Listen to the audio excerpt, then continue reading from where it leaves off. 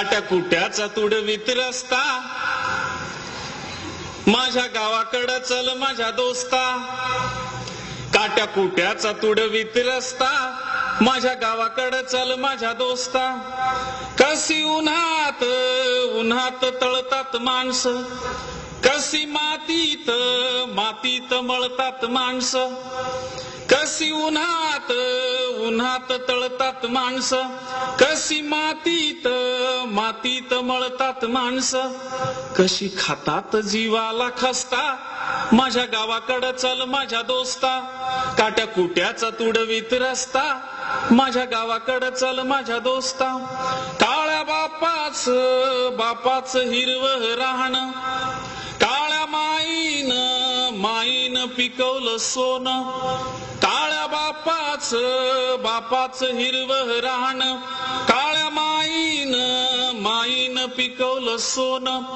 पण त्यांच्या घामाचा भाव लई सस्ता, माझ्या गावाकडं चल माझ्या दोस्ता. काट्या कुट्याचा तुडवीत रस्ता, माझ्या गावाकडं चल माझ्या दोस्ता. माझ्या गावाकडं चल माझ्या दोस्ता, माझ्या गावाकडं चल माझ्या दोस्ता.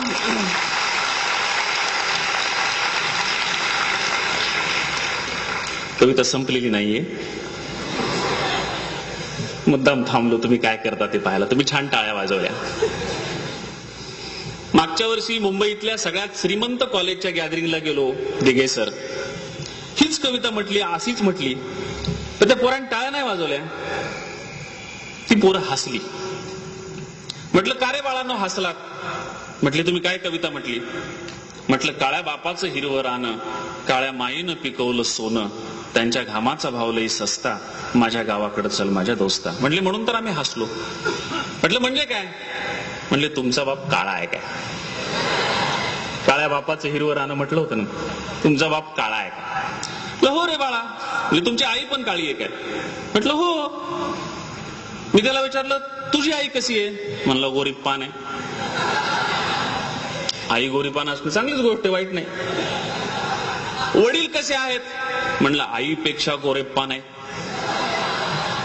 म्हटलं तुझा पालीसारखा पांढरा फटक रंग पाहून तुझ्या आई वडिलांच्या रंगाची कल्पना आली होती, पण तू हसलास का? म्हटलं मला काळ्या माणसाचं हसू येतं. म्हटलं का रे बाळा? म्हणलं कारण नाही सांगता येत पण हसू येतं. म्हटलं पागल आहेस काय? कारण हसतो पण तुला त्याचं कारण सांगता येत नाही, कारण वेडी माणसं असतात, हसतात. का हसतात माहित नसतं, का हसतात ते. पागल आहेस काय? म्हटलं नाही बा हसलास का? नाही म्हटलं मला काळ्या माणसाचं हसू येतं. म्हटलं मॉडर्न इन्फॉर्मेशन टेक्नॉलॉजीचा मुंबईतल्या सगळ्यात श्रीमंत कॉलेजचा विद्यार्थी आहेस, तुला काही प्रश्न विचारू का? म्हटलं विचारा बरं. आपल्या देशाला गुलाम कुणी बनवलं? म्हणाला इंग्रजांनी. म्हटलं गांधी महात्माला लोकमान्य टिळकाला जेलात कुणी टाकलं? म्हटलं माहित आहे सर मला, इंग्रजांनी. म्हटलं भगतसिंग राजगुरू सुखदेवांना फाशी कुणी दिलं? म्हणाला इंग्रजांनी. म्हटलं इंग्रजांना इतिहासामध्ये प्रतिशब्द काय? म्हटलं गोरे. म्हटलं तुझा बाप कसा आहे?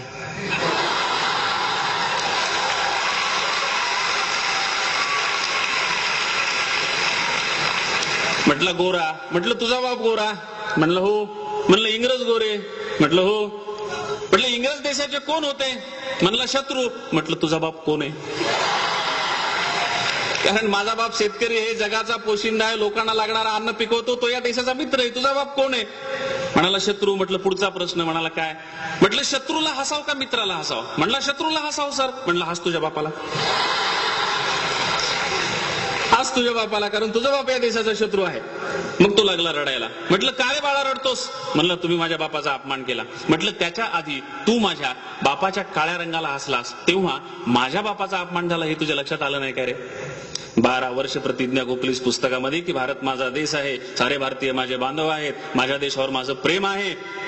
माझा बाप तुझ्या देशाचा नागरिक नव्हता काय? तुझा बांधव नव्हता काय? त्याच्यावर तुझं प्रेम नव्हतं काय? आणि तुला कुणी सांगितलं रे म्हणलं गोऱ्या रंगाचं महत्व? आमच्या गावाकडे ये, काय म्हणतात गोऱ्या माणसाला? म्हणलं काय म्हणतात? म्हटलं चावडीवर 4 माणसं बसलेली असली, एखादा शहरातला गोरा माणूस तिकडून येऊ लागला, किती माणसं म्हणतात काय गोरपान दिसायले, एखाद्या बाळातीन बाई सारखं.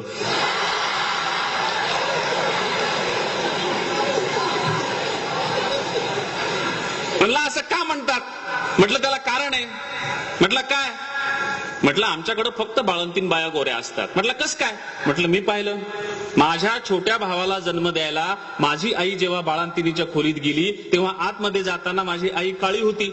आई आतमध्ये गेली, 1.25 महिना आतमध्ये ती बंद होती, ती बाहेर आलं नाही आणि तिला इन्फेक्शन होऊ नये म्हणून आम्हाला कोणी आत जाऊ दिलं नाही. 1.25 महिन्यानंतर आई जेव्हा बाहेर आली तेव्हा तिच्या हातात बाळ होतं. आई गोरी पान, बाळ गोरं गोरं पान. आणि आमच्यासोबत तिनं 8 दिवसांनी शेतात राबायला सुरुवात केली की पुन्हा बाळ काळं झालं आणि आई काळी झाली. तो म्हटलं असं का होतं? म्हटलं तू मॉडर्न इन्फॉर्मेशन टेक्नॉलॉजीचा विद्यार्थी आहेस, तुला माहित पाहिजे माणसं गोरी का होतात, काळी का होतात. म्हणलं का होतात? म्हटलं मी तुला आधी जे म्हटलो ना की पालीसारखा तुझा पांढरा फटक रंग भाऊन आई वडिलांच्या रंगाची कल्पना आली तेव्हाच तुला कळायला पाहिजे होतं. म्हटलं कस काय? म्हटलं पाल कुठं असते? म्हणलं घरात असते. म्हटलं घरात कुठं असते? म्हणलं छतावर असते. म्हटलं तिला ऊन लागतं काय? म्हणाला नाही. म्हटलं तिला पाऊस लागतो काय? म्हणाला नाही. म्हटलं तिला मातीचा स्पर्श होतो काय? म्हणाला नाही. म्हटलं तिला काटा मोडतो काय? म्हणाला नाही. म्हटलं ऊन, वारा, माती, पाऊस ही काय आहेत? म्हणाला पंचतत्व आहेत. म्हटलं पंचतत्व म्हणजे काय? म्हणाला ईश्वराची रूप. म्हटलं या ईश्वराच्या रूपापासून माणूस दूर गेला की माणूस गोरा होतो आणि ईश्वराच्या रूपात उन्हात मातीत आला की माणूस काळा होतो.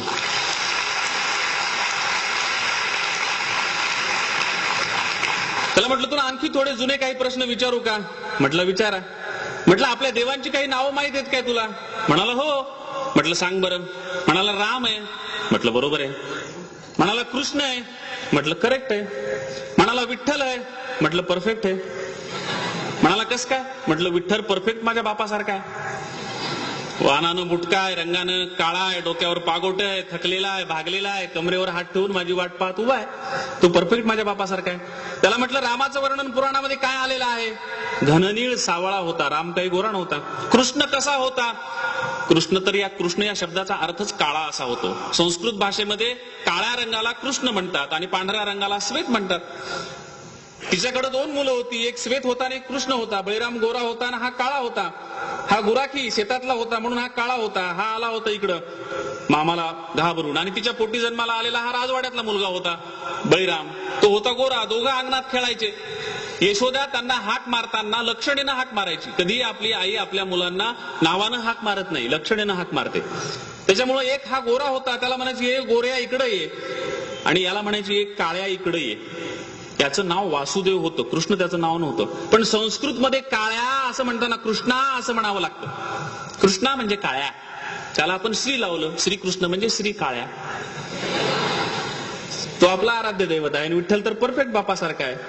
त्याला म्हटलं या 3 देवापैकी कुठलाही देव जर गोरा नसेल तर ज्या देशात, ज्या धर्मात आणि ज्या संस्कृतीत जन्माला आलास त्या संस्कृतीची आराध्य दैवत काळी असतील तर आपण आपल्या देशाला, धर्माला आणि संस्कृतीला हसलो.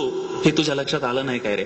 म्हटलं सर आलं नाही. म्हटलं अरे असंच तर आपण एकमेकांना लक्षात घेतलं नाही म्हणून भारत आणि पाकिस्तान असे 2 तुकडे झाले आपल्या देशाचे. असंच आपण लक्षात घेत नव्हतो म्हणून भारत आणि खलिस्तान तुकडे होता होता राहिले. अजूनही आपण एकमेकांना लक्षात घेणार नसू तर मला असं वाटेल की ज्या देशामध्ये माझ्या बापाच्या शेतकऱ्याच्या काळ्या रंगाची चेष्टा केली जाते त्या देशात मी कशाला राहू? माझ्या बापाचा स्वतंत्र शेतकरी स्थान नावाचा देश मी जर तोडून मागितला तर या देशाचे किती तुकडे होतील? म्हणला फार होतील. म्हटलं व्हायला पाहिजे काय? म्हणला नाही व्हायला पाहिजे. म्हटलं हा देश अखंड राहायला पाहिजे का नाही? म्हणाला हो राहायला पाहिजे. म्हटलं मग तू माझ्या बापाला हसायला पाहिजे काय? म्हटलं नाही हसायला पाहिजे. मी म्हटलं माझं पण चुकलं, मी पण तुझ्या बापाला नाही हसायला पाहिजे. मला पण गोऱ्या माणसाची चेष्टा करायची नव्हती, पण तू आधी माझ्या बापाची काळ्या माणसाची चेष्टा केली म्हणून मला थोडी गोऱ्या माणसाची चेष्टा करावी लागली. गोरीही माणसं वाईट नसतात, काळीही माणसं वाईट नसतात, वाईट माणसं वाईट असतात, चांगली माणसं चांगली असतात. त्याला म्हटलं आता माझ्या बरोबर म्हणायला लागशील का? म्हणाला हो. मग त्यानं पुन्हा माझ्या बरोबर ते कडवं म्हटलं. काळ्या बापाचं हिरवं राहणं, काळ्या माईनं पिकवलं सोनं. काळ्या बापाचं हिरवं राहणं, काळ्या माईनं पिकवलं सोनं. पण त्यांच्या घामाचा भाव लय सस्ता, माझ्या गावाकडं चल माझ्या दोस्ता. काट्या कुट्याचा तुडवीत रस्ता, माझ्या गावाकडं चल माझ्या दोस्ता. त्याला म्हटलं तुला गोड खायला आवडतं का कडू रे? म्हटलं सर असा कसं काय प्रश्न विचारायला? मला ना गोडच खायला आवडतं. म्हटलं तू गोड पदार्थ खातोस ना? म्हणाला हो. म्हटलं गोड पदार्थ कशापासून तयार होतात? म्हणाला साखरेपासून. म्हटलं साखर कुठून येते? म्हणला डब्यातून. कारण शहरातल्या मुलांना सगळ्या वस्तू लागतात शेतातल्या खायला, पण त्या कुठून येतात हे माहित नसतं. इथं अनेक वक्त येऊन गेल्यामुळे तुम्हाला त्याने तो प्रसिद्ध विनोद सांगितलेला असेल की शहरातल्या मुलांना दूध गाई म्हशी देतात हे माहित नसल्यामुळं त्यांना जर प्रश्न विचारला की दूध कोण देतं तर त्यांना वाटतं दारात आलेला माणूसच दूध देतो की काय. तसं त्याला विचारलं साखर कुठून येते, म्हणला डब्यातून येते. म्हटलं डब्यातून येत नाही, त्याच्या आधी दुकानात असते. म्हटलं ते मला माहित आहे. म्हटलं दुकानातूनही येत नाही, त्याच्या आधी विखे साहेबांच्या साखर कारखान्यात ती तयार होते. म्हटलं ते पण मला माहित आहे. म्हटलं विखे साहेबांच्या साखर कारखान्याच्या आधी साखर कुठं असते तुला माहित आहे का? म्हटलं नाही. कशी असेल? म्हणला तिथंच तयार होते. म्हटलं असते. साखर कारखान्याच्या आधी ही साखर माझ्या बापाच्या शेतामध्ये ऊस नावाच्या वनस्पतीच्या रूपानं उभी असते. तिला तलवारीसारखी दोन्हीकडून दोन पानं असतात. माझा बाप जेव्हा भिजवायला आत जातो तेव्हा त्या तलवारीसारख्या पानाने माझ्या बापाचं अंग कापतं, रक्त निघतं, जखमा होतात, पू होतो. माझा काळा बाप तिकडे शेतामध्ये अंगावर जखमा बाळगतो तेव्हा तुझ्या शहरातल्या गोऱ्या बापाला साखर खायला मिळते. इथं डब्यात तुला साखर लागते गोड, तिथं शेतात माझ्या बापाच्या अंगाला फोड. इथं डब्यात तुला साखर लागते गोड, तिथं शेतात माझ्या बापाच्या अंगाला फोड. पण भाव ठरतो त्याला न पुसता, माझ्या गावाकडं चल माझ्या दोस्ता. काट्या कुट्याचा तुडवीत रस्ता, माझ्या गावाकडं चल माझ्या दोस्ता. जेव्हा दुष्काळ दुष्काळ गिरट्या घाली, तेव्हा गावाला कुणी नवाली. जेव्हा दुष्काळ दुष्काळ गिरट्या घाली, तेव्हा गावाला कुणी नवाली. कसे सुगीत घालतात गस्ता, माझ्या गावाकडं चल माझ्या दोस्ता. काट्या कुट्याचा तुडवीत रस्ता, माझ्या गावाकडं चल माझ्या दोस्ता. या भूमीचा मूळ अधिकारी बाप झालाय आज भिकारी. या भूमीचा मूळ अधिकारी बाप झालाय आज भिकारी. गाव असून झालाय फिरस्ता, माझ्या गावाकडं चल माझ्या दोस्ता. काट्या कुट्याचा तुडवीत रस्ता, माझ्या गावाकडं चल माझ्या दोस्ता. कशी उन्हात तळतात माणसं, कशी मातीत मळतात माणसं. कशी खातात जीवाला खस्ता, माझ्या गावाकडं चल माझ्या दोस्ता. माझ्या गावाकडं चल माझ्या दोस्ता. माझ्या गावाकडं चल माझ्या दोस्ता. माझ्या गावाकडं